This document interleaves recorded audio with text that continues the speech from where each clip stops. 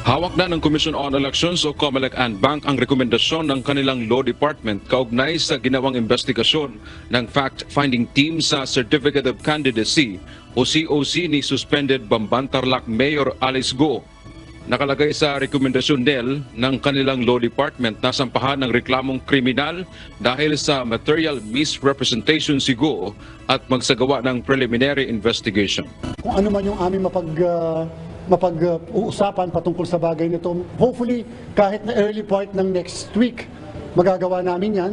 Pwede naman kami magkaroon ng tinatawag na referendum. Ayon pa kay Chairman Garcia, nakita ng kanilang fact-finding team na nagsinungaling itong si Go sa kanyang Certificate of Candidacy nang tumakbo itong bilang alkalde ng Bamban noong October 2021, kung saan kabilang sa nakalagay doon sa kanyang COC na siya dapat ay Pilipino at kanya itong pinanumpaan. Matapos suriin noong isang araw ng mga eksperto ng COMELEC ang 4 na fingerprints ni Go mula sa Bamban, kinumpara ito sa resulta naman ng fingerprints exam ng National Bureau of Investigation o NBI, kung saan nakita dito sa resulta na nagtumugma Nel.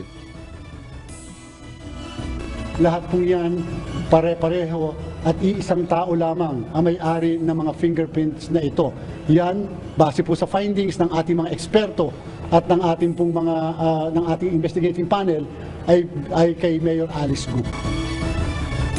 Ibig sabihin, ang fingerprint nga ng Chinese national na si Go Huaping o Alice Lial Go na nasa NBI, nang ikumpara ito sa record ni Mayor Alice Go dito sa COMELEC, lumalabas na iisang tao lamang.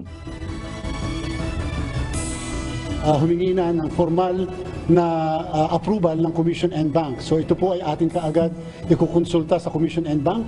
At dahil napatunayan nga po ng investigating panel na yung lahat ng fingerprints ng 6 na tao doon sa dalawa sa NBI, yung isa doon sa immigration na ginamit ng NBI, is pangalawa yung mismong sa NBI clearance, pagkatapos yung Certificate of Candidacy, yung mismong application for registration as a voter.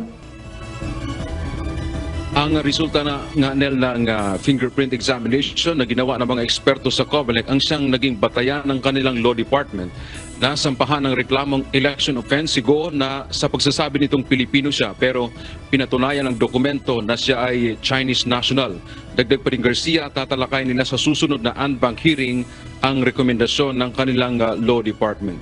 Doon po sa statement na ginawa ng Presidente nung SONA, bagamat one-liner lang po siya, ay maliwanag naman po ang policy statement na kanyang sinabi at walang qualifications na all POGOs are banned effective today or effective immediately without any qualification.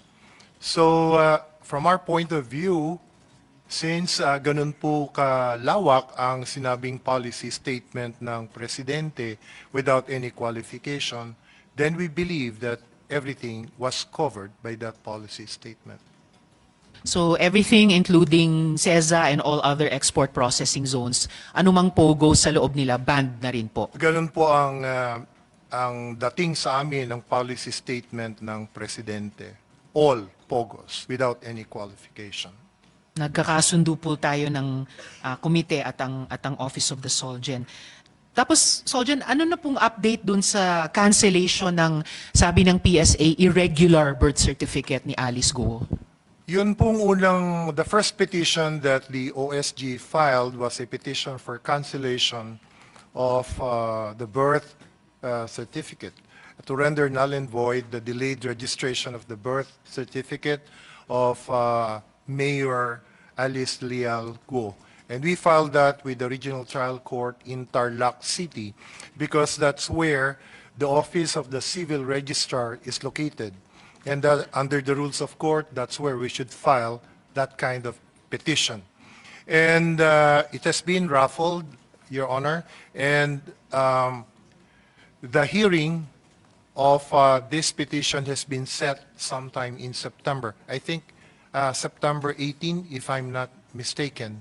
And the court has requested the OSG to assist the process server of the court to serve the necessary summonses and notices to the parties concerned. Salamat po. And what about the quo warranto proceedings against the mayor, The Solgen? quo warranto proceeding against the same mayor was filed this morning, Your Honor, with the Regional Trial Court in Manila, as required under the rules of court.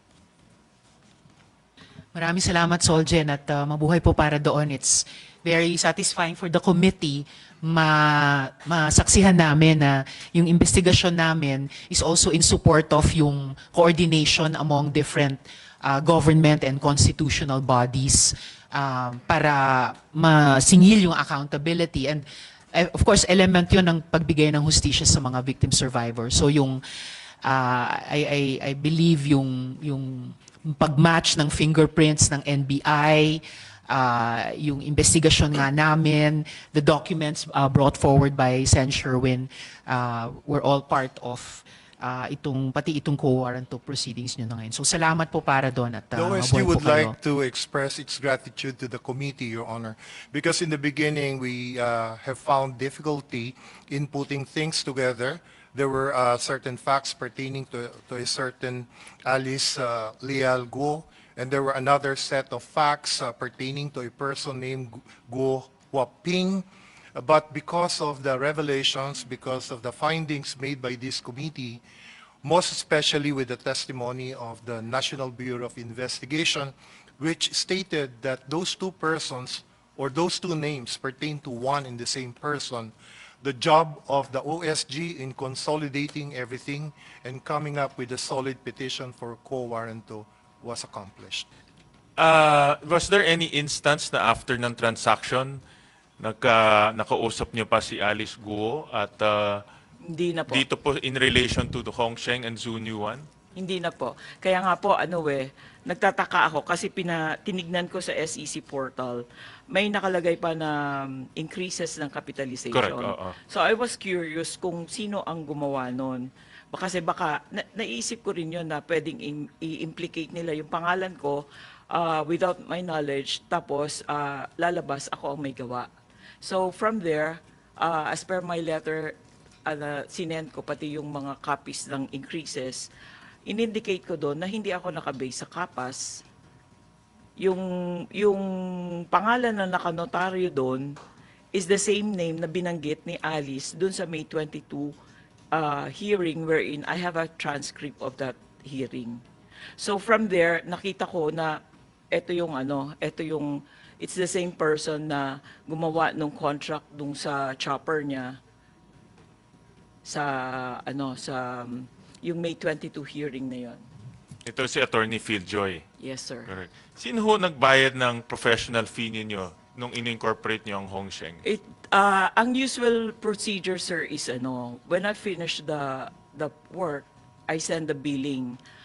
Hindi ko alam kung sino yon, pero I presume, syempre, ang kausap ko si Alice. Si Alice ang Paano kayo magbabayad. binabayaran? Either GCash or either deposit sa BPI account ko. At diba pag may GCash, may sender yun eh. Yes. Diba? May sender siya or any deposit Pero may pwede niyang Sinong- gamitin kahit sino. Oh, correct. But sino ho ang sender doon? Tandaan Hindi niyo? mo malalaman. Can you provide that to the committee? Para malaman namin sino ang sender? I will check, sir. Oo. Kung ma-provide nyo, mas maganda ho yan. Para malaman namin, direkta, na hindi lang siya ang nagbigay ng instruction na incorporate, siya rin ang nagbayad. Yes po. So, ibig sabihin, siya nag-initiate nitong corporate existence of two Pogo hubs that were raided. Yun Yes, po yung sir. aking... I will find the record. Sa Zone U1, sino po ang nagbayad ho? Same thing din, yung procedure na after matapos ko yung trabaho, I'll send billing either Zunyu 1 diretso kay Alice. Okay. You mean, pag naniningil, papadala kayo ng billing, kanino yung pinapadala? Either I send it, lalamove through, may office siya dito sa, yung Kanino, sa Hongsheng, kanino naka-address ang billing? sa kanya. Kay Alice Go. Attention or nakalagay Hongshen care of Alice, Alice Go. Go. Sa Sunyuan, Ganun din. ganun kay Alice Go rin. And then, after nakuha niya yung billing, binabayaran kayo kaagad? Immediately? Sometimes may late payment. Mga how long, more or less? Siguro a week. A week. Pero may bayad. Yes. For both instances. Yes. Meron, Dahil kung walang bayad po, aangal ako kasi trabaho ko livelihood ko po yun, sir. meron ba ho kayong formal contract with Alice Go when you incorporated Hongsheng and Zunyuan? Wala naman po. So usapan lang. Yes. Dahil I would assume dahil matagal na kayong magkakilala. It's a ano lang po, very short kind of project na after mong ma-incorporate, magawa mo yung BPI, BIR, tapos na. Ang ginawa ko sa Hongsheng hanggang SEC lang. I think that was pandemic time, so hindi ako mismo ang nag-release ng dokumento sa SEC.